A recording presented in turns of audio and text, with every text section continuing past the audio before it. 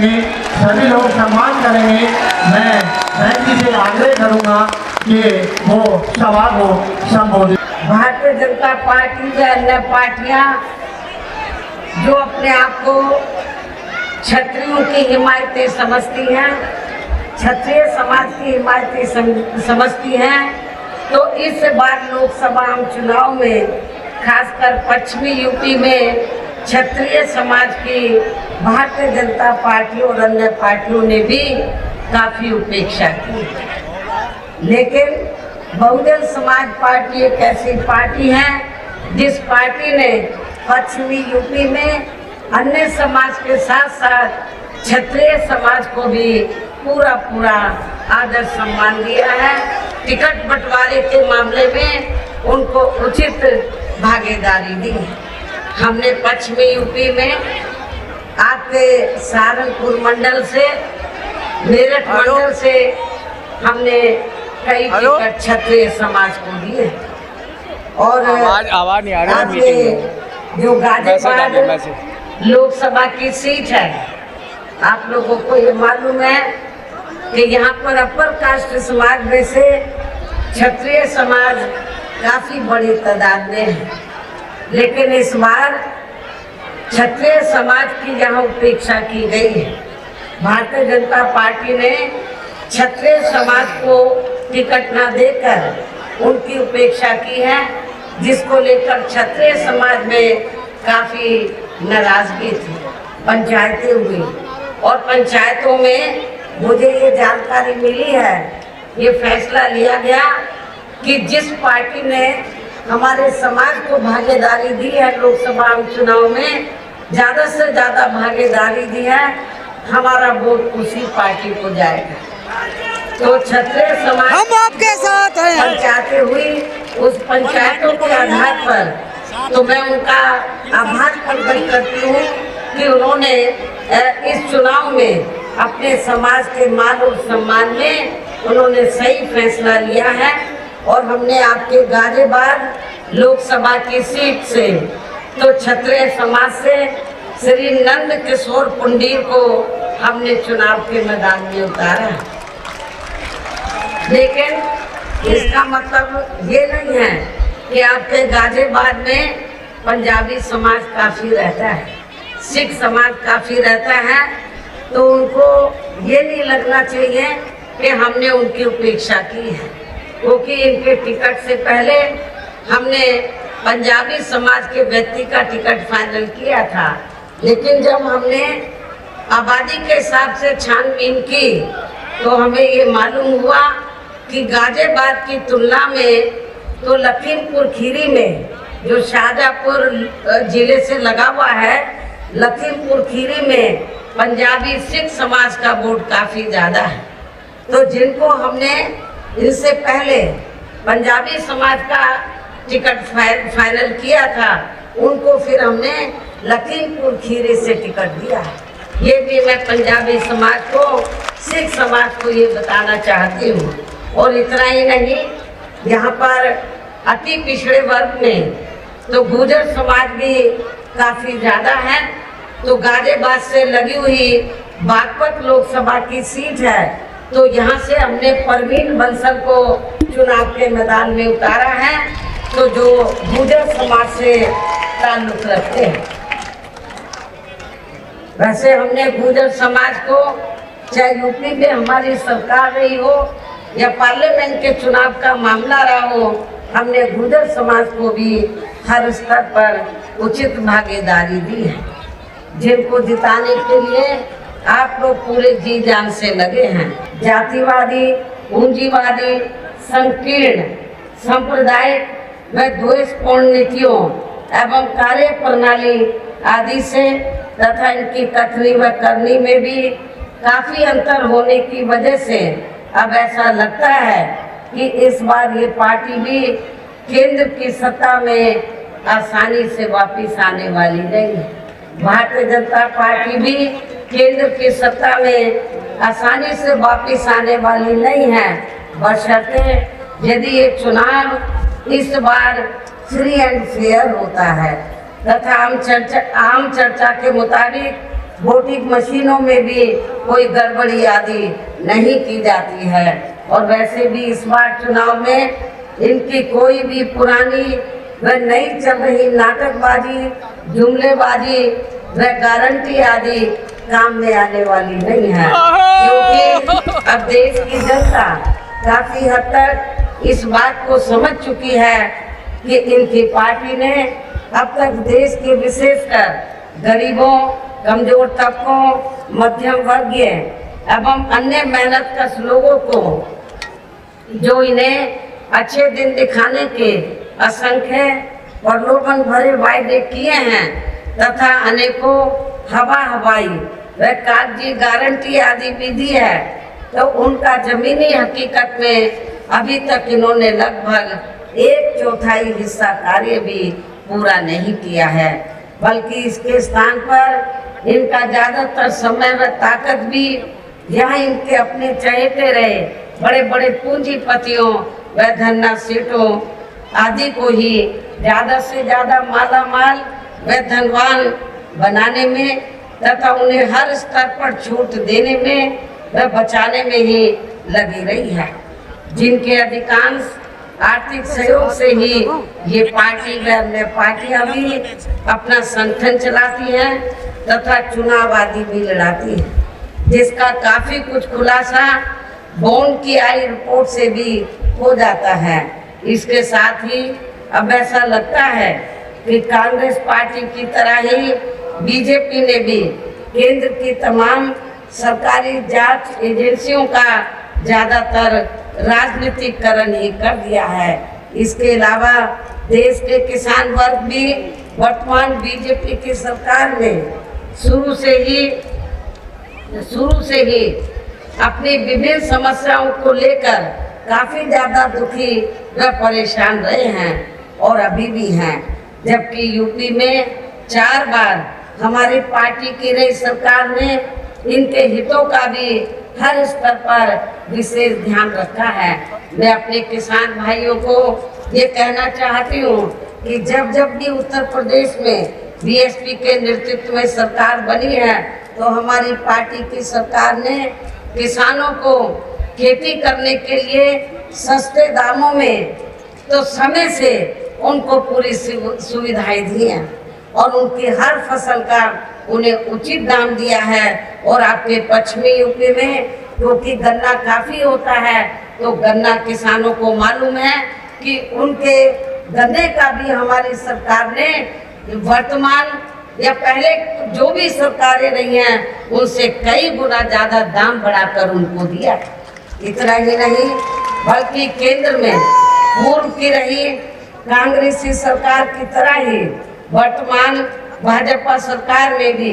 इनकी जातिवादी, हीन, सांप्रदायिक एवं पूंजीवादी सोच व नीतियों के चलते ही पूरे देश में सर्व समाज में से खासकर गरीबों, दलितों, आदिवासियों, पिछड़े वर्गों, मुस्लिम व अन्य धार्मिक अल्पसंख्यक समाज के लोगों का भी पूर्ण रूप से विकास व उत्थान आदि नहीं हो सका है। और इस संदर्भ में वैसे आप लोगों को ये मालूम है कि पूरे देश में यहाँ दलितों, आदिवासियों एवं अन्य पिछड़े वर्गों का सरकारी नौकरियों में वर्षों से अधूरा पड़ा आरक्षण का कोटा भी अभी तक पूरा नहीं भरा गया है। विशेषकर एससी व एसटी वर्गों के सरकारी कर्मचारियों का पदोन्नति में आरक्षण भी अब काफी हद तक प्रभावहीन ही बना दिया गया है। साथ ही केंद्र व राज्यों में भी विरोधी पार्टियों की रही सरकारों में इन सभी वर्गों को प्राइवेट सेक्टर में आरक्षण दिए जाने की व्यवस्था किए बिना ही इनकी सरकारों के ज्यादातर सरकारी कार्य अब प्राइवेट सेक्टर के जरिए ही इनके बड़े बड़े पूंजीपतियों व धन्ना सेठों आदि को ही दिए जाने के कारण अब इनको पूरे देश में आरक्षण का बहुत कम ही लाभ मिल पा रहा है। इसी प्रकार इनका अन्य और मामलों में भी शोषण में उत्पीड़न आदि होना अभी तक भी बंद नहीं हुआ है। इसके साथ साथ मुस्लिम व अन्य धार्मिक अल्पसंख्यक समाज के लोगों की भी हालत हर स्तर पर यह काफी ज्यादा खराब व दयनीय बनी हुई है, जिसका काफी कुछ खुलासा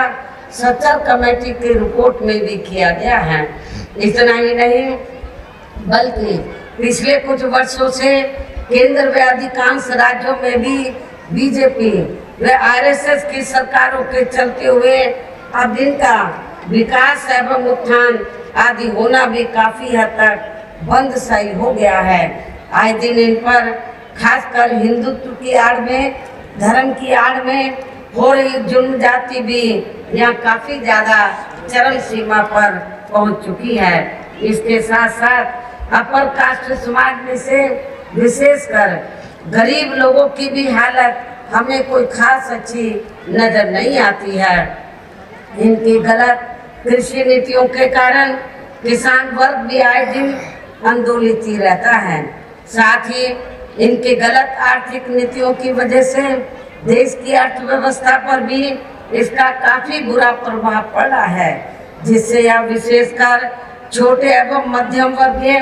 व्यापारी वर्ग भी काफी ज्यादा दुखी व परेशान है। और अब केंद्र में पूर्व की रही सरकारों की तरह ही वर्तमान भाजपा सरकार में भी यहाँ पूरे देश में गरीबी, बेरोजगारी एवं महंगाई आदि भी लगातार काफी ज्यादा बढ़ रही है।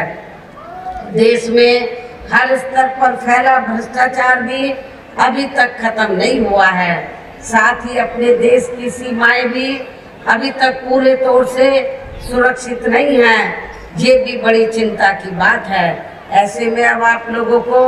देश में हो रहे लोकसभा चुनाव में कांग्रेस, बीजेपी व इनकी सहयोगी पार्टियों को भी केंद्र की सत्ता में आने से जरूर रोकना है। जिनकी गलत नीतियों व गलत कार्य प्रणाली आदि को आप लोग काफी हद तक आजमा भी चुके हैं। ऐसी स्थिति में अब ये विरोधी पार्टियां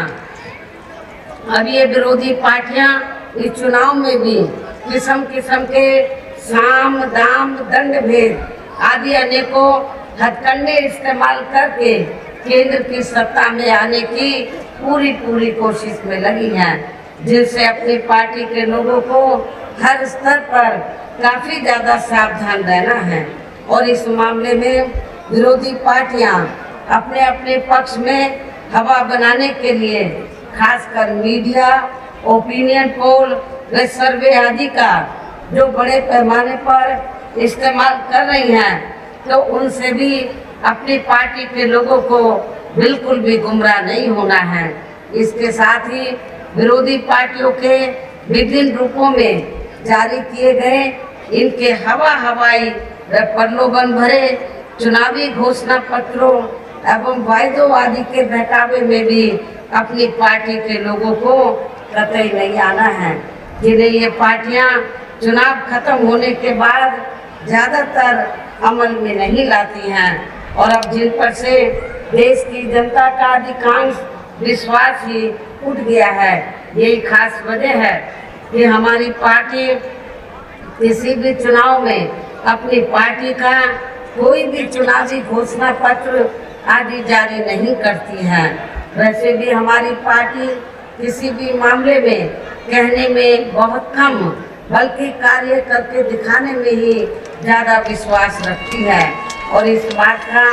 सबसे बड़ा सबूत ये है कि उत्तर प्रदेश में 4 बार हमारी पार्टी के नेतृत्व में रही सरकार ने चुनाव में अपनी पार्टी के बिना कोई जारी किए गए चुनावी घोषणा पत्र के ही प्रदेश व आम जनहित में काफी कुछ ऐतिहासिक कार्य करके दिखाए हैं, जिनकी अब देश में अधिकांश पार्टियों की सरकारें काफी नकल भी कर रही हैं। केंद्र में हमें अपनी पार्टी की सरकार बनाने का मौका मिलता है, तो तब फिर हमारी पार्टी की बनी सरकार केंद्र में यहाँ अब तक की रही सभी विरोधी पार्टियों की सरकारों की तरह के देश में केवल हवाई व कागजी कार्य आदि नहीं करेगी, बल्कि उत्तर प्रदेश की तरह ही जमीनी हकीकत में ठोस कार्य करके दिखाएगी। और इस संदर्भ में खासकर मैं ये कहना चाहूँगी, केंद्र द्वारा देश में पिछले कुछ समय से खासकर अति गरीब परिवारों को अस्थायी तौर पर फ्री में जो थोड़ी सी खाद्य सामग्री दी जा रही है, तो उससे इनका स्थायी तौर पर भला होने वाला नहीं है। और वैसे भी इनकी ये जटिल समस्या देश में हर हाथ को काम देने से ही केवल दूर हो सकती है, जिसकी तरफ हमारी पार्टी की बनी सरकार विशेष ध्यान देगी। साथ ही देश में पिछले काफ़ी वर्षों से आए दिन बढ़ रही गरीबी, बेरोजगारी व महंगाई आदि से भी जनता बहुत ज़्यादा दुखी व परेशान है, जिसे भी आर्थिक नीतियों में तब्दीली करके जरूर दूर किया जाएगा। हिंदुत्व की आड़ में, धर्म की आड़ में पिछले कुछ वर्षों से खासकर मुस्लिम समाज के लोगों का द्वेष की भावना से जो इनका काफ़ी ज़्यादा शोषण व उत्पीड़न आदि किया जा रहा है, तो उसे भी जरूर रोका जाएगा। और ये सब हमने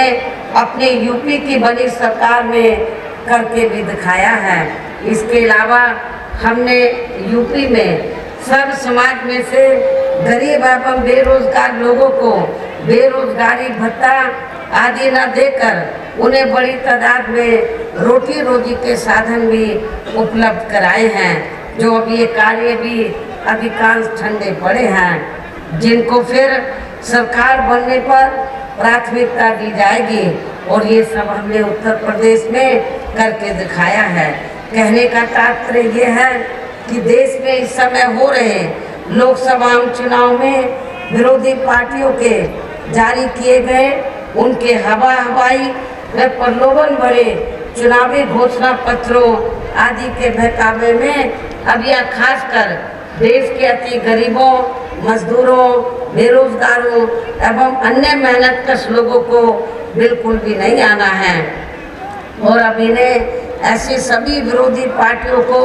हर हालत में केंद्र की सत्ता में आने से जरूर रोकना है, जिनकी कथनी व करनी में काफ़ी अंतर रहा है तथा जिन्हें ये लोग काफ़ी वर्षों से आजमा भी चुके हैं। ऐसे में अब मेरा यही कहना है कि आप लोगों को अपने खुद के व अपने प्रदेश व क्षेत्र के तथा देश के भी हित में अपने वोटों को यहाँ कांग्रेस, बीजेपी व अन्य विरोधी पार्टियों को न देकर केवल अपनी एकमात्र हितैषी पार्टी बहुजन समाज पार्टी को ही देना है, जो ये पार्टी उत्तर प्रदेश की तरह ही केंद्र में भी अपनी पार्टी की सरकार बनने पर फिर पूरे देश में यह अपनी पार्टी की सर्वजन हिताय व सर्वजन सुखाय की नीतियों पर आधारित ही सरकार चलाएगी। इसके साथ साथ केंद्र से जुड़ी आपके क्षेत्र की जो भी यहाँ स्थानीय समस्याएं होंगी, तो उन्हें भी फिर दूर करने का हर संभव पूरा प्रयास किया जाएगा। साथ ही यहाँ गरीबों, मजदूरों, बेरोजगारों, कर्मचारियों, किसानों, छोटे व्यापारियों एवं अन्य मेहनतकश लोगों के हितों का भी विशेष ध्यान रखा जाएगा। सर्व समाज में से खासकर दलितों आदि गरीबों, दलितों, आदिवासियों, पिछड़े वर्गों, मुस्लिम व अन्य धार्मिक अल्पसंख्यक समाज के लोगों के विकास व उत्थान के साथ साथ हर स्तर पर इनकी सुरक्षा आदि के लिए भी जरूरी कदम उठाए जाएंगे। और तभी फिर यहाँ वास्तव में अपने देश के महान संतों, गुरुओं व महापुरुषों में भी विशेषकर महात्मा ज्योतिबा फूले, श्री छत्रपति शाहू जी महाराज, श्री नारायण गुरु, बाबा साहब डॉक्टर भीमराव अम्बेडकर एवं मान्यवर श्री कांशीराम जी आदि का अधूरा रहा सपना जरूर साकार हो सकता है, जिनको इन सभी महापुरुषों को, संतों, गुरुओं को यूपी में हमारी पार्टी की रही सरकार द्वारा हर स्तर पर पूरा आदर सम्मान दिया गया है। इन्हीं खास बातों के साथ ही अब मेरा देश वे आपके स्टेट के भी हित में, आपके क्षेत्र के भी हित में ये कहना है कि हमारी पार्टी ने यहाँ जिनको भी, यानी कि आपके गाजियाबाद लोकसभा की सीट व बागपत लोकसभा की सीट से जिनको लोकसभा के लिए चुनाव के मैदान में उतारा है, जो आपके सामने या मंच पर भी मौजूद हैं, तो उन्हें आपको जरूर कामयाब बनाना है, जिसके लिए यह पार्टी के सभी स्तर के छोटे बड़े पदाधिकारी एवं कार्यकर्तागण पूरे जी जान से लगे हैं। और अब अंत में मेरा यही कहना है कि आप लोगों को वोट पड़ने वाले दिन यहाँ बीएसपी के अपने इन सभी लोकसभा प्रत्याशियों को अपनी पार्टी का जो हाथी चुनाव चिन्ह है, अपनी पार्टी के हाथी चुनाव चिन्ह के सामने वाले बटन को दबाकर इन दोनों प्रत्याशियों को जरूर कामयाब बनाना है।